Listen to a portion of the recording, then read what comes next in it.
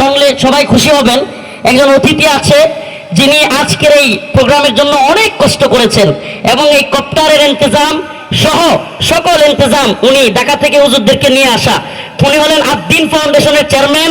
কয়েকদিন আগে আপনারা যশোরে যে প্রোগ্রামটা দেখেছিলেন, সেই প্রোগ্রাম যিনি ইন্তজাম করেছিলেন, সারা বাংলাদেশের রেকর্ড পরিমাণ মানুষ যেই প্রোগ্রামে হয়েছিল, আকিস গ্রুপের প্রধান আমার আঙ্কেল, কোথায় আঙ্কেল আছে? ইনশাল্লাহ আঙ্কেল আপনাদেরকে সালাম দিবে। এবং আমি আঙ্কেলের প্রতি রিকোয়েস্ট করেছিলাম, নিজের জন্য নয়, আমি এই এলাকাবাসীর জন্য আঙ্কেলের কাছে রিকোয়েস্ট করেছিলাম যে আমার এলাকায় একটা ভালো কোনো মানের হসপিটাল নাই, চিকিৎসা ব্যবস্থা এত দুর্বল যে প্রত্যন্ত অঞ্চলের মানুষ সেই ময়মনসিংহ যেতে যেতে অনেক রোগী রাস্তায় মারা যায়। তো আমাদের এলাকায় একটা হসপিটাল হোক, আপনারা চান তো? ইনশাআল্লাহ আদ্দিন ফাউন্ডেশনকে আল্লাহ পাক কবুল করুক এবং আল্লাহ পাক তাদের ধন সম্পদকে দ্বীনের জন্য কবুল করুক, বলেন আমিন।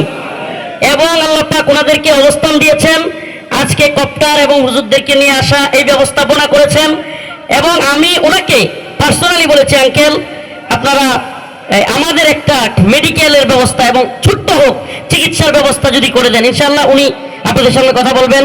এরপরে দ্বিতীয় নাম্বার যে ছাত্র শফিকুল ইসলাম, হাফেজ শফিকুল ইসলাম, পিতা মোহাম্মদ হাসিম সরকার, হাফেজ আরাফাত হুসেন, পিতা আলাউদ্দিন জারিয়া পূর্বপাড়া, হাফেজ জুবাইর আহমদ, পিতা আব্দুল কাদির, মাইসপাড়া কুল্লাগড়া দুর্গাপুর,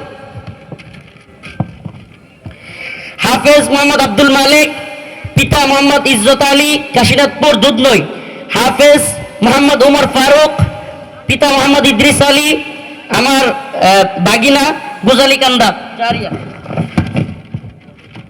হাফেজ মোহাম্মদ আবু বকর, পিতা ইমদাদুল, বাড়ি বিলাসপুর কাকেরগড়া, হাফেজ মোহাম্মদ রাকিবুল হাসান, আব্দুর রশিদ, বিলাসপুর কাকেরগড়া, হাফেজ মোহাম্মদ মুশারফ হোসেন, বিলাসপুর কাকেরগড়া। এরা আমার গাজীপুরের মাদ্রাসার ছাত্র।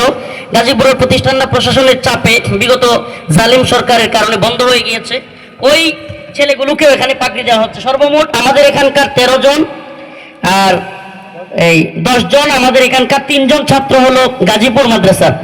আল্লাহ পাক মাদ্রাসাকে কবুল করুক। আপনারা সবাই সহযোগিতা করেছেন, এসেছেন, এই মাদ্রাসার পাশে থাকবেন। ইনশাআল্লাহ রমজানের পরে আমরা এখানে নাহবেমির পর্যন্ত কিতাবখানা চালু করব। ঢাকা থেকে মানসম্মত উস্তাদ এবং ঢাকায় যেই ব্যবস্থাপনা, ইনশাআল্লাহ এখানেও এই ব্যবস্থাপনা আমি চালু করেছি।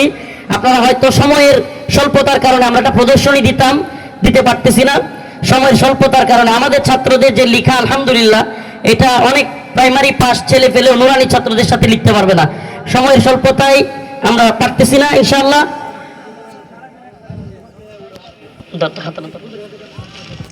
এখন আমি